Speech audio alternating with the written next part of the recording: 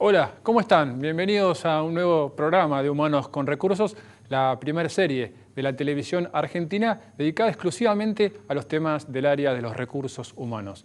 Como es habitual, como siempre, vamos a estar también conversando sobre el mercado laboral, las oportunidades de empleo, pero fundamentalmente vamos a intentar aportar ideas, acercarles ideas sobre lo que implica manejar gente, gestionar personas dentro de las empresas. En el programa de hoy vamos a hablar de la selección de personal. El proceso de selección es la herramienta, la acción por la cual una compañía incorpora a su equipo un nuevo recurso profesional. Es sin dudas entonces un proceso estratégico que requiere hacerse de manera profesional y cuidadosa, por estoy incorporando un nuevo perfil a mi empresa y poniendo especial énfasis en las competencias blandas, en los valores, en los estilos de las personas por sobre los conocimientos técnicos o una determinada formación universitaria. Ahora, ¿cuáles son las etapas de un proceso de selección? ¿Quiénes participan? ¿O cuánto dura? ¿Por qué las empresas a veces prefieren formar desde adentro que buscar un recurso en el mercado laboral? Bien, los invito a encontrar las respuestas a estas preguntas ya con nuestros invitados del día de hoy.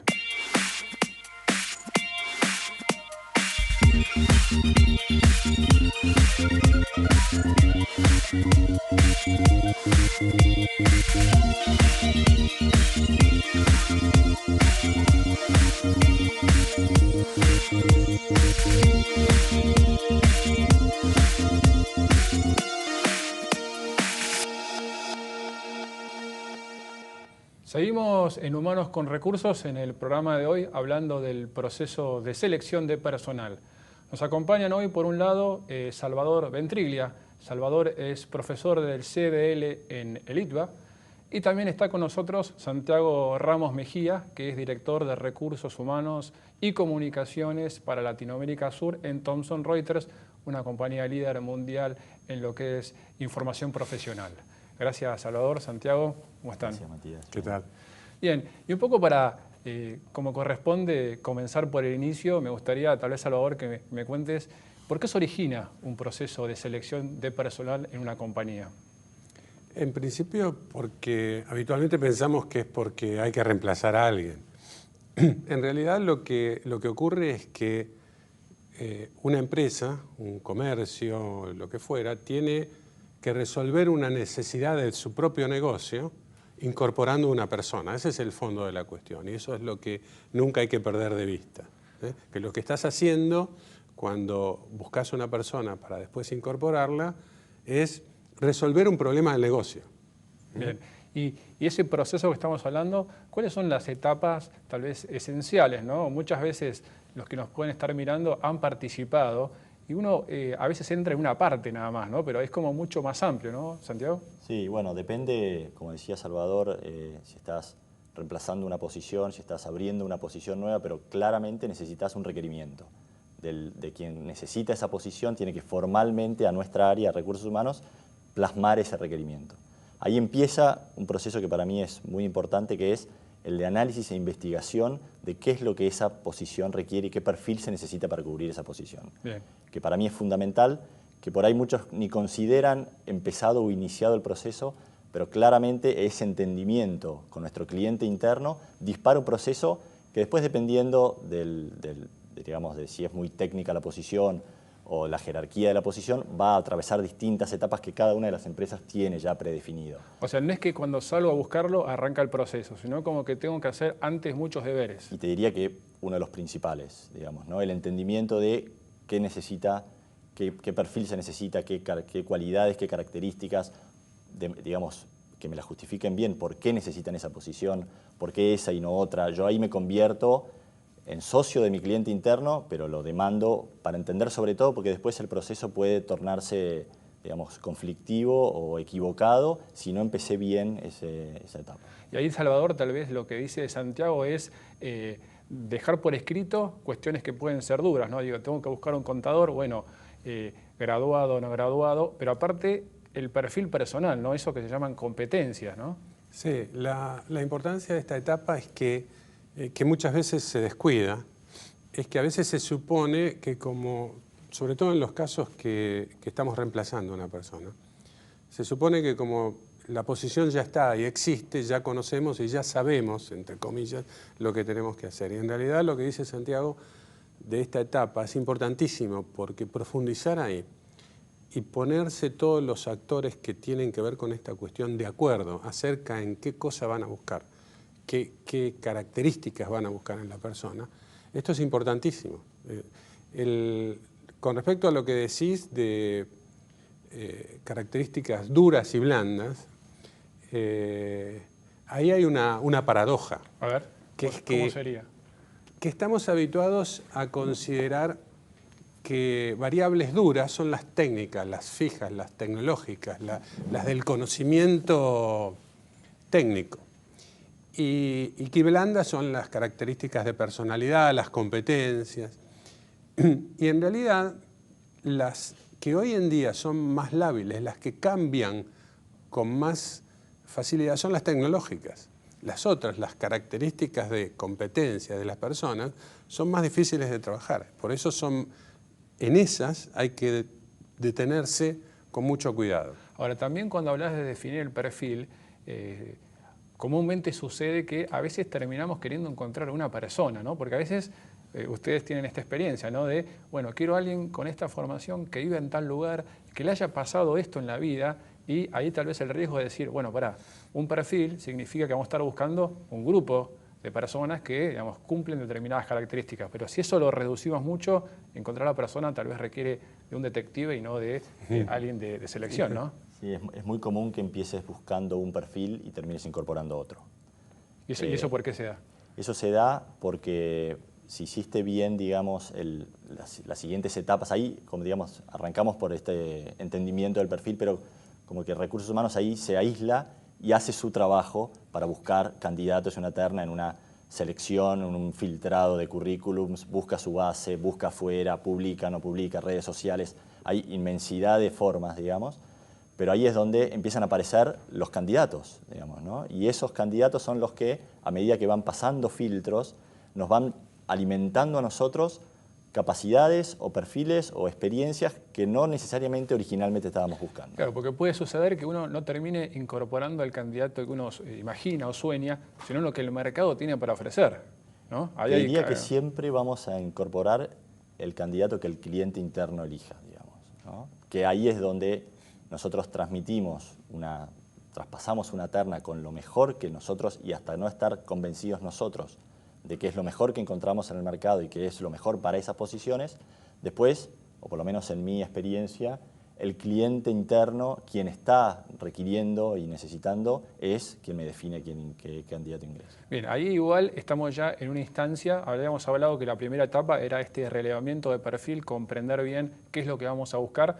Después, como dijo Santiago, activar un poco las fuentes de reclutamiento, pero me interesa ahora centrarme en la próxima etapa, que es la entrevista, y sobre todo por lo que decías vos, Salvador, que hay cosas mal dichas, blandas o duras. O sea, ¿cómo hace una compañía para, imagino a través del proceso de entrevista, poder identificar esas cuestiones que, como dijiste vos, son complejas, ¿no? La entrevista es una práctica esencial de los gerentes en general, que además se aplica no solo al proceso de selección. La entrevista es una situación habitual del gerente. Y es una práctica que debe ser entrenada, debe ser desarrollada, y que en las empresas hoy en día me parece que a veces se deja en manos de aquellos que recién comienzan. Y eso es un riesgo. Eso es un riesgo. La entrevista tiene que ser hecha por alguien experimentado. El entrevistador no puede ser una persona que no tiene cierto nivel de experiencia, porque tiene que contrastar lo que le están diciendo con su propia experiencia. O sea, no es tan fácil como parece que digo, bueno, lo voy a entrevistar y le pregunto tal vez qué le gusta hacer el fin de semana. O sea, hay cuestiones, hay formas de preguntar que hay que entrenarlas. Sí, y además no es una práctica que se hace intuitivamente. Hay metodologías, hay procesos, hay técnicas, hay formas de hacer la entrevista y hay entrenamiento para hacer la entrevista. Entonces, tanto es deseable, en general la gente de recursos humanos, de los departamentos de recursos humanos, tienen esta capacidad, pero también es deseable que los gerentes en general, aquellos que son quienes tienen la necesidad de incorporar a una persona, ellos también adquieran algún entrenamiento en entrevistar. Ahora, eso también tiene que ver con las etapas que yo hablaba al principio, ¿no? Porque usualmente, no sé cómo es en el caso de usted, Santiago, hay una primera entrevista que la realiza Recursos Humanos o no, y después el responsable del negocio que fue el que pidió esa posición. ¿A qué responde un poco estas dos etapas ejecutadas por dos áreas distintas, tal vez? Un poco a lo que mencionabas de qué es lo que observás vos en términos de, sigámoslo llamando blando y duro, digamos, ¿no? Es claramente el especialista, el técnico, el gerente específico que está buscando una posición va a ser una entrevista mucho más técnica, mucho más dura, y él me va a saber decir por ahí si cumple o no cumple los requerimientos técnicos de la posición, que a mi modo de ver es lo más fácil de detectar, digamos. Claro. Lo segundo es donde nosotros, nuestra intervención, nuestra recomendación y nuestro ojo crítico, que es mucho más difícil de detectar, efectivamente detectamos o no esas cualidades o lo que estamos buscando, los valores, el alineamiento, las condiciones o características que ese perfil ya habíamos detectado que necesitaba en esa posición. Porque aparte hay algo más que es tal vez este gerente que está buscando a alguien para su equipo, lo mira tal vez, entre comillas, para su quinta y deja de mirar lo que tiene que ver con toda la compañía, ¿no? En general existe esa tentación que refiere Santiago, que es mirar si se conoce la tarea específica del área en cuestión. O si me resuelve el problema urgente, ¿no? Exactamente. Y ustedes tal vez lo miran más diciendo, bueno, estoy incorporando una nueva persona a la familia, cómo esta persona va a poder desarrollarse y cómo va a crecer y, digamos, cómo aporta a toda mi compañía, ¿no? Y hasta cómo me desafía. Muchas veces en una incorporación de un talento nos damos cuenta enseguida que estamos incorporando en el que nos va a desafiar en el corto plazo, y eso es apasionante. Y ahí puede pasar también que a veces el jefe, digamos, pueda dudar porque ve que tal vez quien está incorporando en corto tiempo puede superarlo, ¿no? Esos celos de alguna forma a veces se presentan, ¿no? Sí, y cómo la persona se va a comportar, porque en realidad el proceso de la entrevista es, vos tenés un contacto reducido en muy poco tiempo. ¿Cuánto dura la entrevista, por ejemplo? ¿O recomendás vos que debería durar, Salvador? Una entrevista razonablemente no debería pasar de 1 hora. Si el que entrevista se ha preparado. Ese es otro tema también. Se ha preparado suficientemente, no necesitaría más de 1 hora nunca. Y ahí además hay que tener en cuenta que la entrevista, aparte de todo esto que estamos hablando, es un momento del vínculo de la empresa con el resto de la sociedad. En el caso de una persona particular, a esa persona le tenés que respetar su tiempo, porque hace un esfuerzo para ir a la entrevista, deja de hacer cosas, con lo cual hay que tener mucho cuidado también, y esto es recomendable que se cuide en extremo, que a la persona no se le haga esperar, que sea absolutamente respetada en este proceso. Yo diría 1 hora es más que suficiente. Porque aparte es una situación tal vez de vulnerabilidad para la persona, Claro. ¿no? Porque está una persona que tal vez está trabajando, se expone de alguna manera, ¿no? Es como que uno siente Es una condición asimétrica, donde ya. hay alguien que por el momento tiene mucho más poder que el otro. No, y el proceso entero de selección habla de la empresa. O sea, Claro. al candidato le estamos dando permanentes mensajes. Exacto. Y por dónde lo hacemos atravesar, quiénes lo entrevistan, quién lo hace esperar, no, la cordialidad y demás, habla de la empresa. Eso es mucha información para el candidato que tiene que saber tomar para leernos y decir, porque en definitiva el candidato es el que al final recibe una propuesta y él es el que dice, me interesa o no me interesa. Esto que dice Santiago, un grupo de alumnos de uno de los cursos de la carrera de ingeniería hizo un trabajo investigando qué les pasaba a los entrevistados. Hicieron un trabajo magnífico con testimonios filmados, videos cortos de personas que habían sido entrevistadas. ¿Y qué decían? Y lo que tenés son experiencias muy, muy distintas y a veces no del todo buenas, precisamente porque no son buenas cuando no se respetan lo que dice Santiago, digamos, cuando no se cuida el proceso entero. Y a veces en las empresas descuidamos esto de que estamos generando imagen, no solo por la publicidad, no solo por el producto, sino también por los contactos cotidianos con cuestiones como esta.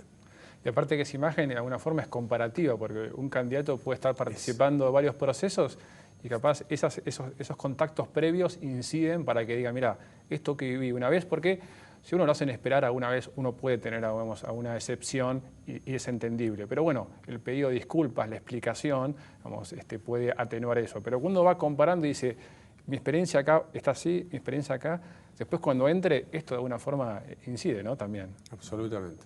Y ahora, después de la entrevista, y eso también me parece importante lo que decía Santiago, hoy y la entrevista es un proceso donde los dos se eligen, ¿no? No va más esto de que yo te cuento, digamos, si estas son las condiciones y si no aceptas, te vas, ¿no? Hoy hay una elección mutua, pero después de eso, ¿cuál sería la próxima etapa?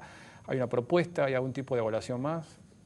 Bueno, nosotros reunimos a todos quienes intervinieron en el proceso de selección, se hace un debate amplio y abierto, siempre dependiendo de los perfiles que estás incorporando, digamos, ¿no? Si necesitas incorporar muchos perfiles y técnicos, hasta por ahí hay assessments grupales y no hay tanta, digamos, interacción individual, pero de vuelta nos juntamos, hacemos un informe del proceso de entrevista, cada uno, digamos, plasma su parecer, su opinión.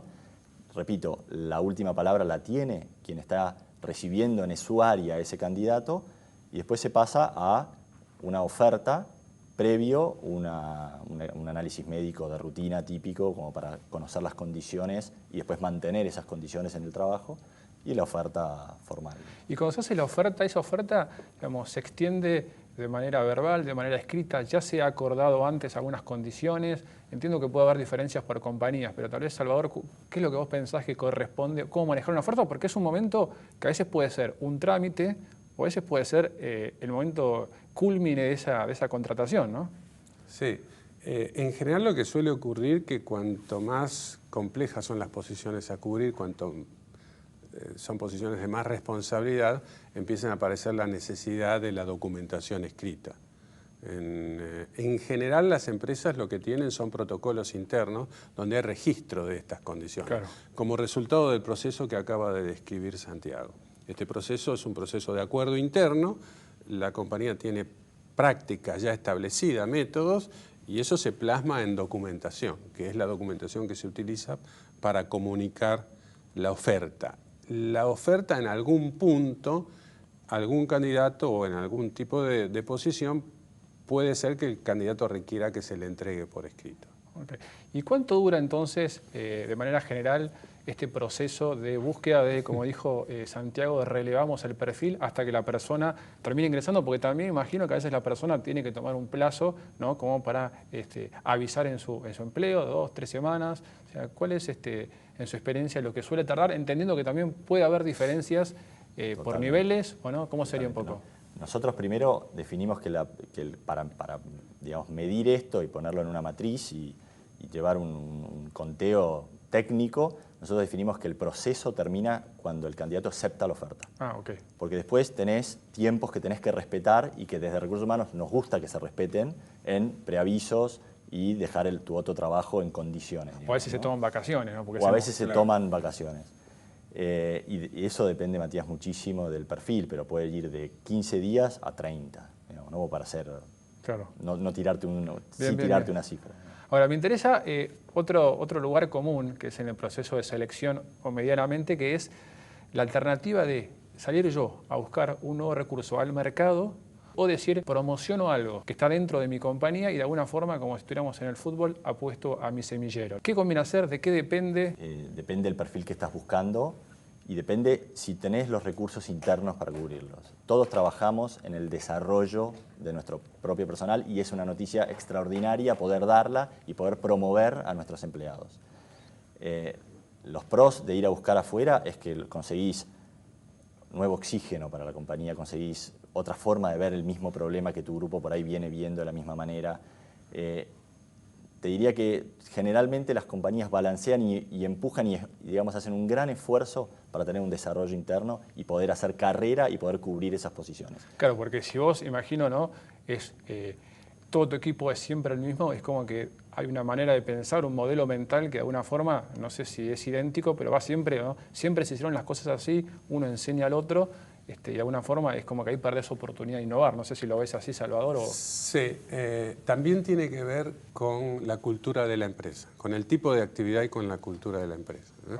Hay, por ejemplo, actividades industriales complejas, por ejemplo, fabricar automóviles o producir acero, que son procesos altamente estipulados, que no se pueden hacer de cualquier manera, con lo cual generar energía o... esos procesos requieren que haya internamente estipulaciones muy precisas de cómo se hacen las cosas, lo cual se traduce en que en términos de los empleados que hacen esas tareas, hay un proceso educativo interno muy fuerte, con lo cual hay una tendencia a utilizar, a ingresar gente que no tiene tanta experiencia y que se va formando a través del tiempo. Y hay otros negocios totalmente distintos, Claro.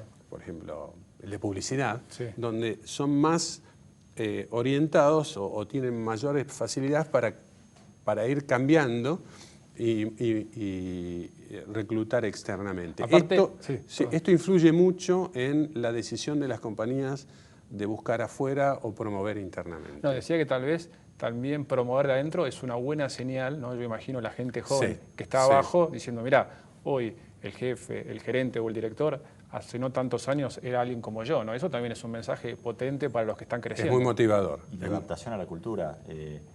Quien viene de afuera tiene un gran desafío de adaptarse a la cultura corporativa a la cual está ingresando. A quien vos promovés internamente, eso fluye, digamos, no necesitas siquiera trabajarlo por ahí. En definitiva, estamos hablando de que conviene balancear, como decía Salvador, tal vez en función del negocio, de la industria, tal vez la cultura, ¿no? Pero ni una cosa ni la otra, tal vez ir manejando ahí un poco la palanca de cambios para elegir qué conviene. Sí. ¿No? Hay un tema que me interesa, que vuelvo a la entrevista, ¿no? Que últimamente hay una nueva moda en las entrevistas, ¿no? Entrevistas que pueden hacerse de manera, sobre todo, audiovisual, ¿no? A través de herramientas como pueden ser Skype. O sea, ¿cómo eso influye tal vez en un proceso tan crítico, por lo que explicabas vos, Salvador, que entiendo que hay que hacerlo cara a cara, pero digo, esta virtualización ayuda, tiene límites? O sea, ¿ustedes usan, por ejemplo, Santiago, para entrevistar? Sí, claramente. De hecho, nuestra líder para Latinoamérica de Talent Acquisition está en España. Ajá. Te diría que para muchos de los perfiles el primer approach es life size, o sea, es virtual, totalmente virtual. También ayuda y acompaña en los tiempos que estamos viviendo, digamos, ¿no? En donde el candidato tiene que poder adaptarse y manejar a la realidad a la cual, si va a entrar en una compañía multinacional, muchos de sus temas y reuniones van a ser virtuales. Después, por supuesto, hay un approach personal. Pero diríamos que siempre es recomendable que, al menos sobre el final, haya una entrevista presencial para ver cara a cara, ¿no? Totalmente. Bien. Es un proceso inevitable, fruto de fenómenos como el que describe Santiago. El responsable de la gestión del talento de una unidad que está en la Argentina está en España, o está en Miami, o está en San Pablo. Eso suele ocurrir muy frecuentemente. Entonces encontrás la entrevista por video, la entrevista telefónica también es muy común. Ahora, ninguna de esas formas obviamente tiene el nivel de sensibilidad que tiene una entrevista personal cara a cara. Pero también es cierto que son prácticas que van desarrollando sus propias capacidades y la gente se va entrenando en hacer entrevistas telefónicas, en hacer entrevistas por video. Y también el entrevistado, ¿no? Porque También. no es fácil hacer una entrevista por Skype desde Claro. detalles como pueden hacer a veces la conectividad, el sonido, ¿no? Pienso que ahí, o estoy en mi casa y tal vez aparece alguien por atrás, también requiere práctica eso, que pueden pasar y creo que todavía son entendibles. Hablábamos recién que hay varios actores en el proceso de selección, recursos humanos, el negocio también, pero a veces aparece otro más, que es las consultoras de selección. ¿De qué depende esta decisión de terciarizar hacia un externo el proceso de búsqueda? Bueno, depende de lo crítico o el perfil que estás buscando y en mi modo de ver, tu intuición de ver cómo te va a ir vos con tu equipo personalmente buscando ese perfil. O sea, si vos pensás que tal vez se te va a complicar, decís, prefiero a alguien que me ayude. Sí, tenemos expertos que se dedican a esto y probada experiencia de éxito, con lo cual es un análisis inmediato y rápido que hacemos en el inicio del proceso, a decir, bueno, qué encaramos nosotros y qué definimos que nos puede hacer un experto en la materia. También puede haber una cuestión de tiempo, tal vez, ¿no? Salvador, yo tengo que hacer otras cosas a veces, ¿no? Sí, de tiempo y de recursos. También tiene que ver con compañías como las que trabaja Santiago, tienen equipos internos que están muy preparados para absorber todo tipo de búsquedas, pero a veces hay empresas que no los tienen, entonces tienen que recurrir a terceros que sí están entrenados y preparados y tienen un servicio para eso.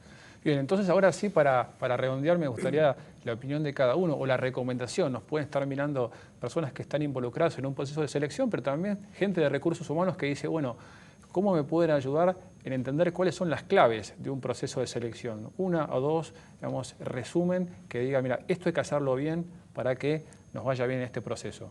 Me parece que la más importante es pensar que esta es una situación trascendente, que va a tener impacto no solo en este momento en cubrir la necesidad circunstancial, sino que lo que estás haciendo es una inversión y que en muchos casos haces una inversión a largo plazo. Si la haces bien, si la planeas bien, si la pensás bien, va a tener muy buen resultado. Para mí están los extremos. Empecé diciendo lo crítico que es el origen y también, si bien dije que nosotros terminábamos cuando el candidato aceptaba la oferta, eso es para medir el tiempo, el proceso termina con un seguimiento de la incorporación del candidato y un feedback de cuánto tiempo efectivamente invertiste y cómo le está yendo a ese candidato y una retroalimentación para futuras, o sea, en los extremos. Bien, me quedo con eso que dijo Santiago, gracias Santiago de Salvador. Es muy importante el proceso, hablamos todo el programa de hoy, pero después que la persona entra con una expectativa muy alta, como decía Santiago, acompañar eso y preguntarle a los 2 o 3 meses cómo estamos con respecto a esa promesa y esas expectativas que generó el candidato ahora con la compañía.